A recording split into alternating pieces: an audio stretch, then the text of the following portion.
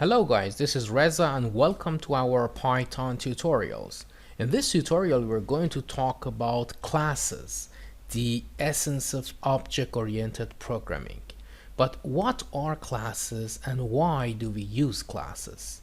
Classes are used to organize our program, to design real-life entities. As you may remember, we have talked about primitive types. Primitive types were strings, were numbers, and booleans. Strings were the ones inside double quotation, text. It can be one character, a word, or a book, whatever. Numbers were the numbers, simple numbers or whole numbers. And booleans were only true or false, as you remember. Of course, we had some data structures where we could have a list of primitive types. We could have a dictionary, we could have a tuple of those primitive types. But are they really enough? Can we model real life entities using primitive types and lists? Of course not. Imagine that you have got a soccer team and you want to model that team in your program. Imagine that you have got a product that you want to sell on your website. This product has a name, has a color, has an ID, has a price, discount, and so on. There are many different values that you can give to this object in the real life to describe it. And there are many functions you can do, you can implement on this object that you cannot implement on other entities. The things related to soccer players are different from what you can do on basketball players or on products or on fruits or flowers. So each entity needs to be explained to the program. The program must understand what are real life entities in order to work on them. Classes are the best choice here. We use classes to model real life entities. But how do we create classes and how do we use them? From now on, I have a suggestion for you. When you want to create a class, create it into another file. In this way, your program will be structured and organized. It will be very clean and your files will not go very long. So I would suggest that if you want to create a new class, create it in a separate file.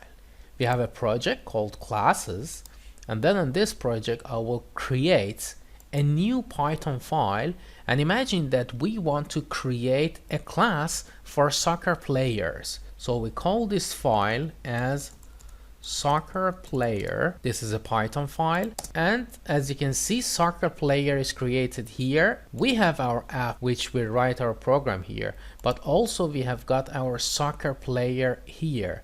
And you can see that this soccer player is added here. When you run program, you can determine, also you can take a look here, where your program starts from. Of course, you don't want to start your program with a class. You want to use this class in your main program. So here we choose app as the starting point of our class. So the class starts here. But how do we create a class for a soccer player? First of all, we have to use the keyword class. And then inside that, let me just zoom a little bit on it. And then the name of this class is player, for example. For the classes, we prefer to start names with capital letters. Now we have got a class called player, column, and then we enter the scope of the class.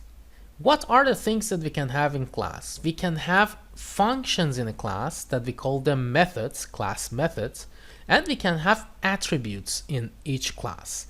But there are some initial attributes that you want to give when you want to create a player. The constructor is the first function which is called when you want to create an object from this class, when you want to create a new entity using this class. The first function which is called automatically by the system is the constructor of this class. How do we write this constructor and what do we write inside it? As you know, it is a function.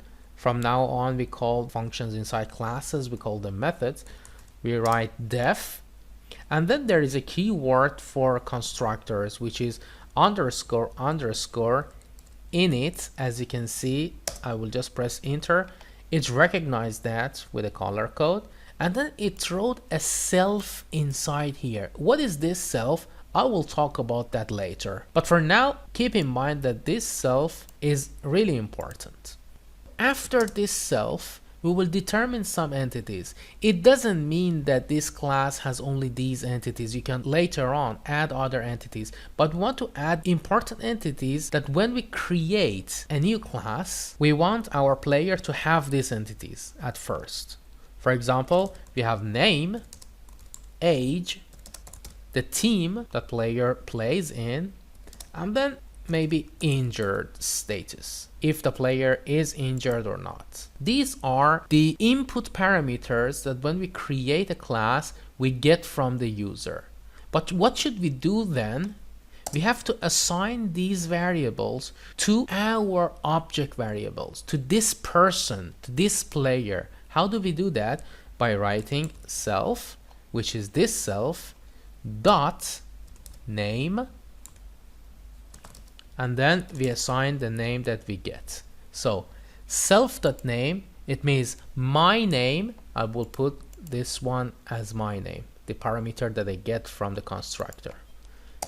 And we will repeat everything for the others.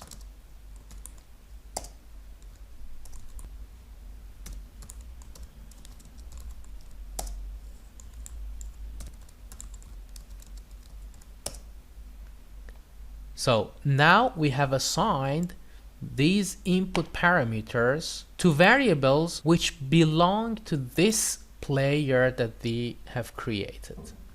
Maybe we want to add another function to this class that gives you the complete status of a player. So def get status. Be careful again. This self is necessary, and it automatically puts it here if you just open and close parentheses, as you saw right now. But if it was forgotten by Python or something happened, you have to put this self inside. Don't worry about this self. I will explain it now when we create new objects from this class. But what do we want this print status to do for us? We want to print all the information related to that layer. What are those information? We want to see self.name plus a space, maybe a dash, and then we want to see his or her age. We want to see his team,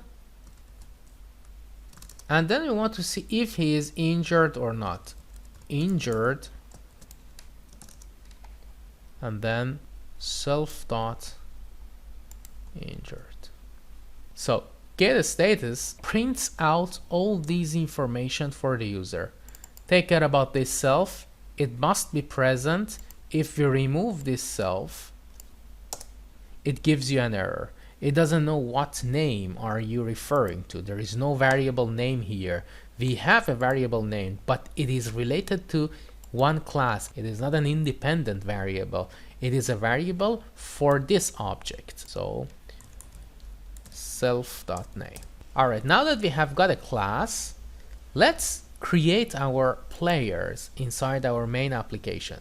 But in order to use this class, we have to import it, because it is in another file, and this file doesn't contain any definition for soccer player. So we say from soccer player, it recognizes, import from this file. What do we want to import? This class player.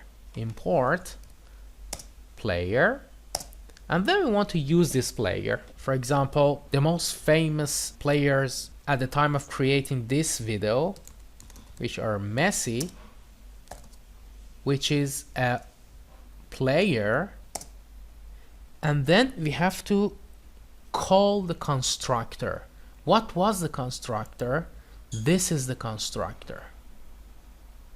And when we say self here, automatically this self is this Messi, this name here, this object here, and then it is waiting for these values to be passed as input arguments. So if I clean this one and open and close parentheses again, you can see that it is suggesting me name, age, team and injured status for this player. So we will write Messi, for example, as the name, as the age, maybe he is 32 years old, as a team, currently he plays in Barcelona, of course, C, and then he's not injured, so we'll put it false. And as you see, we have entered all input arguments, input parameters, and everything is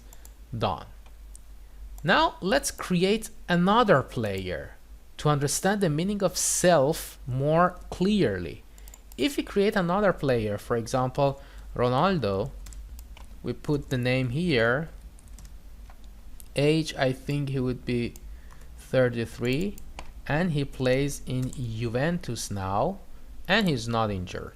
When this player constructor is called for each of these players, as you can see here, it passes the self and it says, okay, let's create a new player.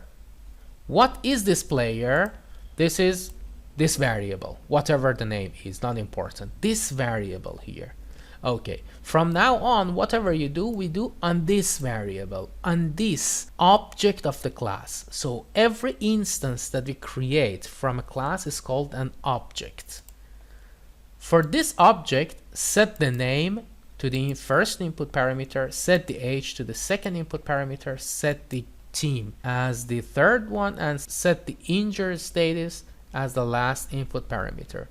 As you remember, here we entered age as a number, name and team as strings, and injured status as Boolean. So we have one entity for which we have many different types of data. And you could even have a list of teams, previous teams, a list of, I don't know, maybe houses that he owns.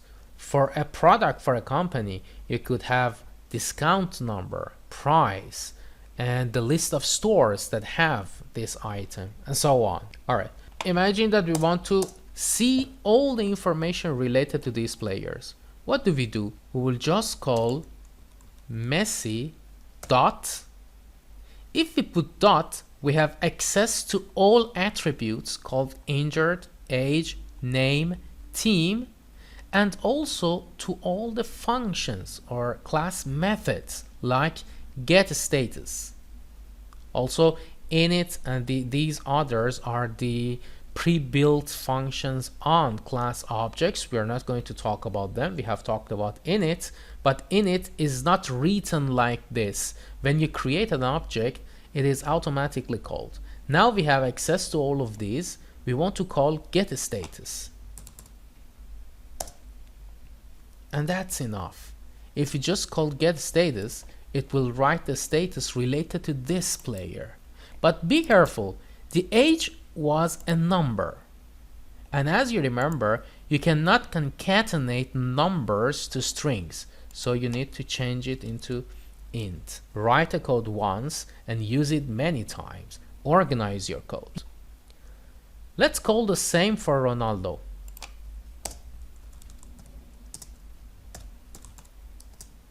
And let's run our program to see the results.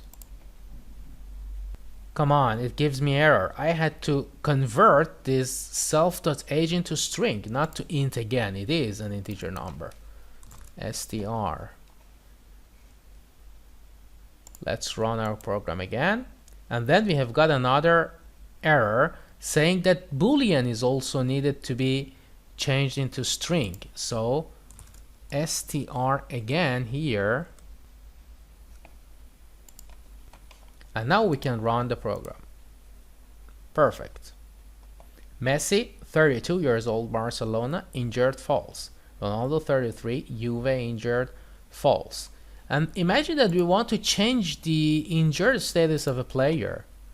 For example, here we say Messi dot injured equals to true. Something happens and Messi gets injured. If we run the program, you can see that this injured status is changed into true for Messi, but for Ronaldo it is still false, because for this object, for this self, we have changed or modified something. Here the age is fixed. You can have a function here, and then you can get the birthday of a player, and every year on his birthday you can increment this age variable. So you can do whatever you like for this class, and it will be applied on all implementations, all objects that you create from this class.